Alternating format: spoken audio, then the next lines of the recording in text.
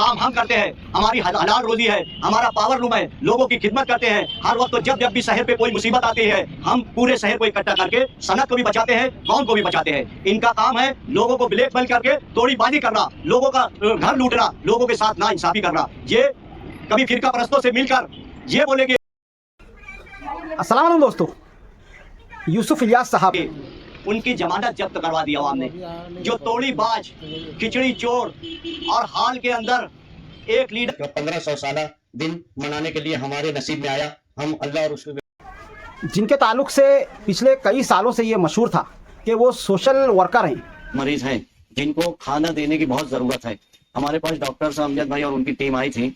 समाजी तौर पर वो काम करते नजर आते हैं, चाहे फिर वो पावर लूम के ताल्लुक से हो। उसके बाद याकूब सेठ, उसके बाद तनवीर है हमारे घर से, और मैं खुद स्कूल बोर्ड चेयरमैन रहा हूँ। हमारा या फिर ईद मिलादुन नबी के ताल्लुक से हो, 1500 साला जश्न ईद मिलादुन नबी सल्लल्लाहु अलैहि वसल्लम का जोश और खरोश, या फिर रास्ते और गटर के ताल्लुक से हो, या फिर शहर में और कोई भी मुसीबत हो उस रखने को बोलते हैं और बुनकरों को वहाँ डाला जा रहा है, तो कैसे काम करेंगे? तो वहाँ पर बोले कि यार बुनकर यानी पावर लूम बंद करने का ऐलान नहीं है।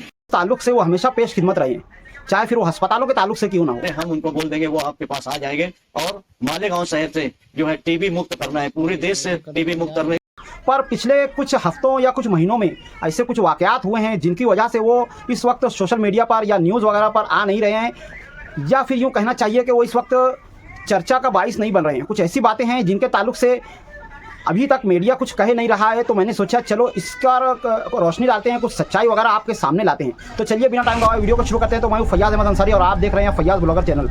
और आज का हमारा वीडियो का जो टॉपिक है वो है यूसुफ इलियास साहब, जिनके ताल्लुक से सारा शहर जानता है कि उन्होंने मालेगांव शहर की पावर लूम सनत को बचाने के लिए कितनी कोशिशें की है, कितनी कुर्बानियाँ दी हैं और कितनी भाग दौड़ की है। तो बिल्कुल गलत बात है कि तुम अचानक किसी का कारोबार काम कराओ।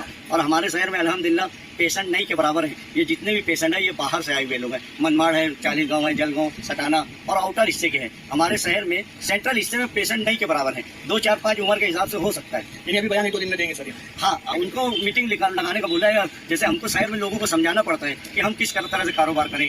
कारोबार जब चलेंगे, लोग यहाँ पर 80% लोग रोज कुआं खोदते हैं, रोज पानी पीते हैं, यानी रोज कमाते हैं तो रोज खाते हैं। ये बेरोजगारी नहीं होना चाहिए। ये भी सरकार को देखना है और प्रशासन को देखना है। ये बोला जहाँ पर भी उनको ऐसा लगा कि पावर लूम पर कोई मुसीबत आने वाली है, वो हमेशा ही दूर अंदेशी से उन्होंने काम लिया और शहर की पावर लूम सनत को नुकसान होने से बचाया।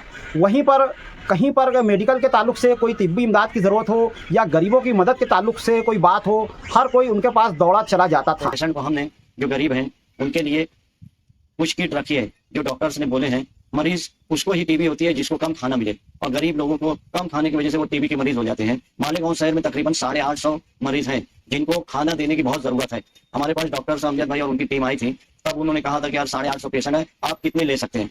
तो मैंने 30 मेम्बरान बोला था, 30 मरीज बोला था, मगर इन्होंने कहा 50 कर लो। उन्होंने ठीक है 50 कर लो। ये हमारा मकसद जो है पब्लिसिटी या लोगों को दिखाना नहीं है। हम खामोश खिदमत करने वाले लोग हैं, मगर मजबूरन ये बोला जा रहा है कि 850 पेशेंट में से सिर्फ 160 पेशेंट को ये किट्स मिल पा रही है। तो मैं मालेगांव शहर के मुखिया रजवान से गुजारिश करूंगा कि आप 850 पेशेंट में से जितने भी ले सकते हैं तो टीबी मरीज के कारपोरेशन के डॉक्टरों से रब्ता करें या हमारे से रब्ता करें। हम उनको बोल देंगे, वो आपके पास आ जाएंगे। और मालेगांव शहर से जो है टीबी मुक्त करना है, पूरे देश से टीबी मुक्त करने की मुहिम चल रही है। मालेगांव शहर में 70% जो है औरतों को टीबी हुई है। ये आप समझ लीजिए कि हमारे शहर में क्या पोजीशन है, उस पर अंदाजा लगा के आप इन मरीजों की खिदमत कीजिए। जैसे कि और अल्हम्दुलिल्लाह उन्होंने बिला इम्तियाज़ हर किसी को, चाहे फिर वो किसी भी बरादरी का हो, किसी भी समाज का हो, किसी भी तबके से ताल्लुक़ रखता हो, किसी भी महल्ले का हो, उन्होंने उनकी मदद की। 167 में इब्राहिम पहलवान मेरे पापा, और उसके बाद हारून हुसैन, उसके बाद मोहम्मद इलियास, उसके बाद याकूब सेठ, उसके बाद तनवीर है हमारे घर से, और मैं खुद स्कूल बोर्ड चेयरमैन रहा हूँ। हमारा घराना आज़ादी के बाद से सियासी रहा है और हमें किसी लीडर की ज़रूरत नहीं पड़ी उस वक्त से आज तक का। हम जिसके साथ गए उसको एमएलए बनाए।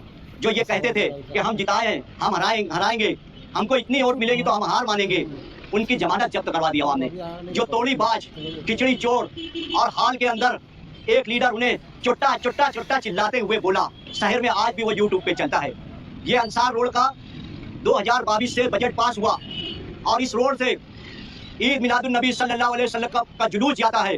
तकरीबन 100 सालों से, 2 साल से हम ये बोल रहे हैं कि ये रोड का आधा पैसा कहाँ गया, ये रोड क्यों नहीं बन रही है, इसका कोई जवाब नहीं दिया जा रहा है। और लोगों को ये बताया जा रहा है कि हम काम करते हैं, काम हम करते हैं, हमारी हलाल रोजी है, हमारा पावर रूम है, लोगों की खिदमत करते हैं। हर वक्त तो जब भी शहर पे कोई मुसीबत आती है, हम पूरे शहर को इकट्ठा करके सनत को भी बचाते हैं, कौम को भी बचाते हैं। इनका काम है लोगों को ब्लैकमेल करके तोड़ीबाजी करना, लोगों का घर लूटना, लोगों के साथ नाइंसाफी करना। ये कभी फिरका परस्तों से मिलकर ये बोलेंगे कि तू ये कर तो हम ये करेंगे, ताकि इनका लोगों में नाम हो। एसआईटी बनाए हैं, बोलो भाई, किसी से भी पूछ लो कि वो पुलिस स्टेशन जाते हैं, कोर्ट में जाते हैं, खड़े रहते हैं, डिफेंस कमेटी बनाकर ये सिर्फ वो हवा बता रहे हैं। ये दाई हुई एसआईटी इनकी ही है। ये आवाम के साथ धोखेबाजी करते हैं। आवाम ने इनको 2024 में बता दिया, ये पार्टी बेच डाले, लोगों की चमचागिरी करे और सब कुछ करने के बाद आवाम ने उनकी जमानत जब्त करा दी। हम ये अंसार रोड का जो काम आधा रुका हुआ है, कमिश्नर ये सुन लेवे कि ये रुपया कहाँ गया, ये 3 साल से क्यों नहीं हुआ। नहीं तो हम एमएलए वर्किंग कमेटी के लोग, शफीक राणा भाई और हमारे साथी लोग मिलकर इसका कोई ना कोई नया अमल तैयार करेंगे। ये रोड का पैसा कहाँ गया है, ये रोड 3 साल से क्यों नहीं बना, ये कौन पैसा निकाला, इसका कमिश्नर जवाब देवे। और आज शहर के कुछ चुनिंदा अफराद ऐसे हैं जो उन पर उंगलियां उठाने से बाज नहीं आते हैं, उन पर फप्तियां नहीं कसते हैं। हमें ये नहीं भूलना चाहिए कि उन्होंने कितनी ज़्यादा कुर्बानियाँ दी हैं, कितनी ज़्यादा शहर की तरक्की के लिए कोशिशें की है। आज फिर मैं समझता हूँ शहर को उनकी ज़रूरत है और उन्हें इस तरह से खामोश नहीं रहना चाहिए। उन्हें फिर से आगे बढ़ करके हिम्मत जुटा करके इन जितने भी दुश्मन लोगों की साजिशें हैं उनको नाकाम करना होगा, उनका सामना करना होगा, उनको सामने आना होगा। उन्हें बताना होगा कि हम अब भी यही हैं, हम कहीं जाने वाले नहीं हैं, हम खामोश रहने वाले नहीं हैं। मैं यूसुफ इलियास साहब से कहूँगा, आप फिर इस तरह से दोबारा से मैदान में आएँ। शहर में आपकी ज़रूरत है, आपको याद किया जाता है, चाहे फिर वो कोई सा भी शोबा हो। आपकी खिदमत ऐसी नहीं है जिन्हें भुलाया जा सके। और ख़ास तौर से ऐसे लोग जो इस ताल्लुक़ से नफ़रतें वगैरह फैला रहे हैं, उनसे मैं ये कहना चाहूँगा कि आप बस करें, इस तरह से नफ़रतें वगैरह फैलाना बंद करें, वरना वो दिन दूर नहीं कि सारे शहर में, सारी दुनिया में सिर्फ़ और सिर्फ नफ़रतें ही होगी और कुछ नहीं होगा। बर्बादी के अलावा कुछ हाथ नहीं आएगा। इस वक्त ज़रूरत है कि हम शहर की आवाम, चाहे फिर वो किसी भी सियासी पार्टी से ताल्लुक़ रखती हो या फिर किसी भी समाज या बिरादरी से हो, किसी भी मसलक से हो, हर किसी को एक होना होगा। एकजुट होंगे तब ही तरक्की हो सकेगी, तब ही हम आगे बढ़ सकेंगे। इस वक्त हमारा दुश्मन हम आपस में नहीं है, हमारा दुश्मन कहीं दूर खड़ा हमें आपस में लड़वा करके तमाशा देखना चाहता है। हमें उनकी इन कोशिशों को नाकाम करना होगा, हमें एक होना होगा। हमें हर एक उस सियासी और समाजी वर्कर की ज़रूरत है जो शहर की तरक्की के लिए कोशिशें करता है। सबको एकजुट होकर के मिल करके काम करना होगा। आप लोगों का इस बारे में क्या ख्याल है, कमेंट में ज़रूर बताएं। मिलते हैं अगली वीडियो में, तब तक के लिए खुदा हाफिज़। अस्सलामु अलैकुम वरहमतुल्लाहि वबरकातुहू।